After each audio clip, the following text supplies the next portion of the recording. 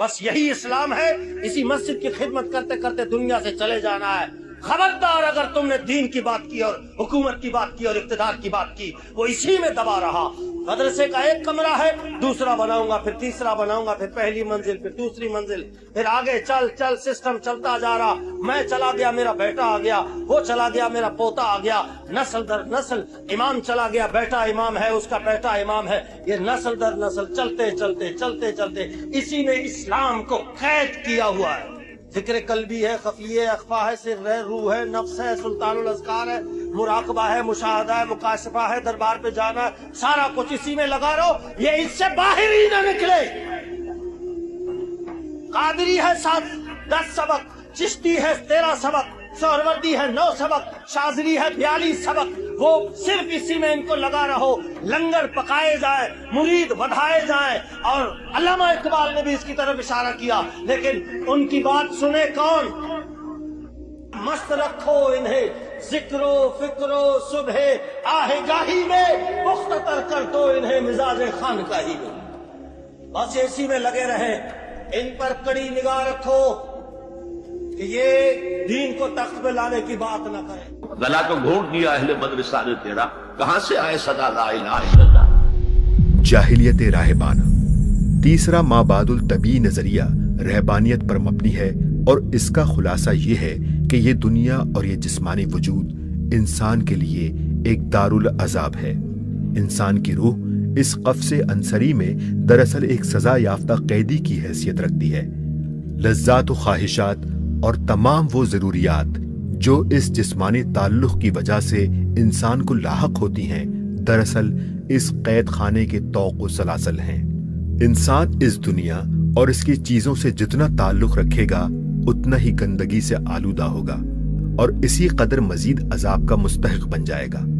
نجات کی صورت اس کے سوا کوئی نہیں کہ اس زندگی کے بکھیڑوں سے قطع تعلق کیا جائے, خواہشات کو مٹایا جائے, لذات سے کنارہ کشی کی جائے, جسمانی ضروریات اور نفس کے مطالبات کو پورا کرنے سے انکار کیا جائے.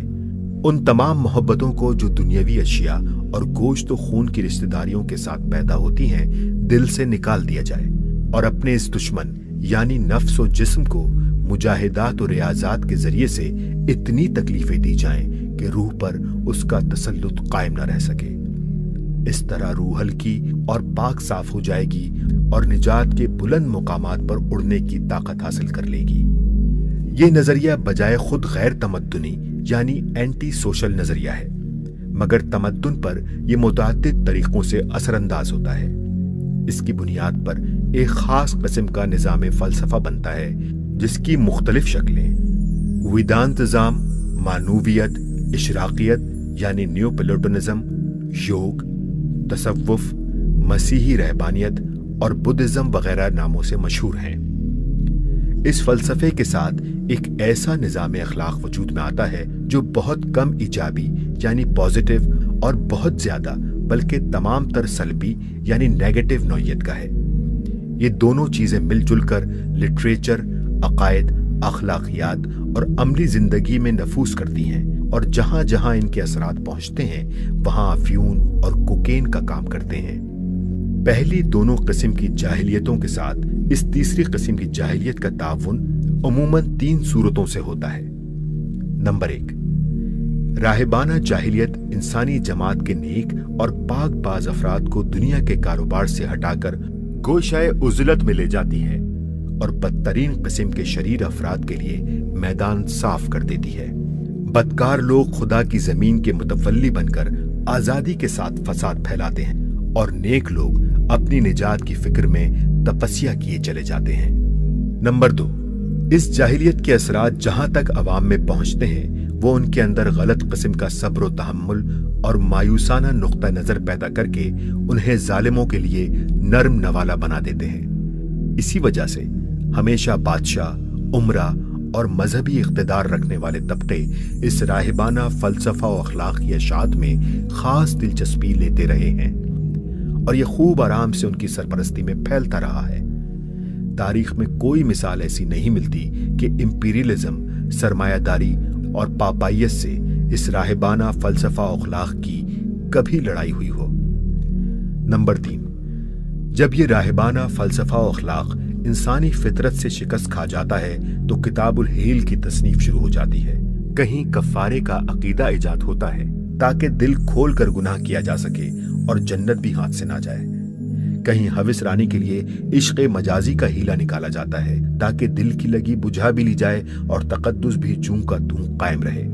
और कहीं तर्के दुनिया के पर्दे में बादशाहों और रईसों से साठ घाट की जाती है और रूहानी अमारत का वो जाल फैलाया जाता है जिसकी बदतरीन मिसालें रोम के पापाओं और मशरकी दुनिया के गद्दी नशीनों ने पेश की हैं। ये तो इस जाहिलियत का मामला अपनी हम जिन्स बहनों के साथ है, मगर अंबिया अलैहिस्सलाम की उम्मतों में जब ये घुस आती है तो कुछ और ही गुल खिलाती है। खुदा के दीन पर उसकी पहली ज़रब ये होती है कि दुनिया को दारुल अमल, दारुल इम्तिहान और मज़रातुल आखिरा की बजाय दारुल अज़ाब और माया के जाल की हैसियत से आदमी के सामने पेश करती है। नुक्ता नजर के इस बुनियादी तगय्युर की वजह से आदमी ये हकीकत भूल जाता है कि वो इस दुनिया में खुदा के खलीफे की हैसियत से मामूर है। वो ये ख्याल करने लगता है कि मैं यहाँ काम करने और दुनिया के मामलात को चलाने नहीं आया हूँ, बल्कि गंदगी और निजासत में फेंका गया हूँ जिससे मुझे बचना और दूर भागना चाहिए।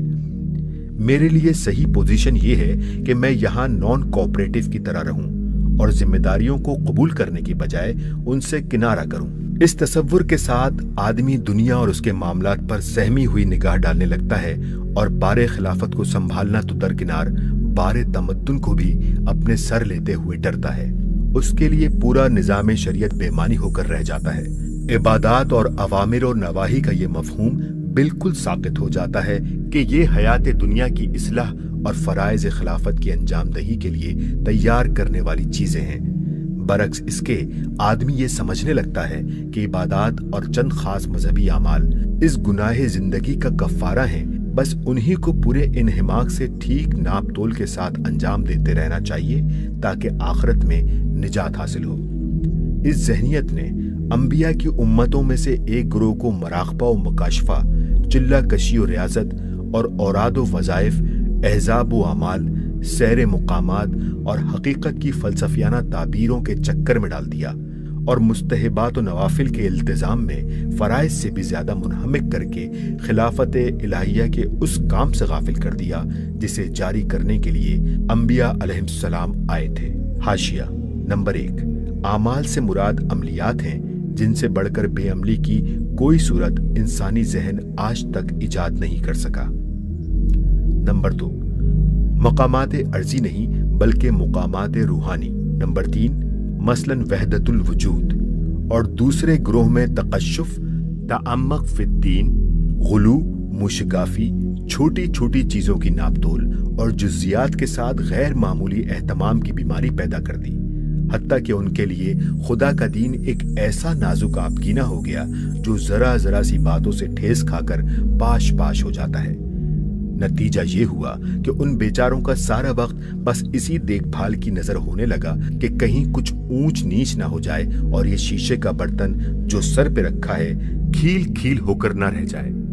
दीन में इतनी बारीकियां निकल आने के बाद नागुजीर है कि जमूद, तंगख्याली और कम हौसलगी पैदा हो। ऐसे लोगों में कहाँ ये काबिलियत बाकी रह सकती है कि निगाहे जहां भी से इंसानी जिंदगी के बड़े बड़े मसाइल पर नजर डालें, दीन के आलमगीर उसूल व कुलियात पर गिरफ्त हासिल करें और जमाने की हर नई गर्दिश में दुनिया की इमामत व रहनुमाई के लिए मुस्तैद हों।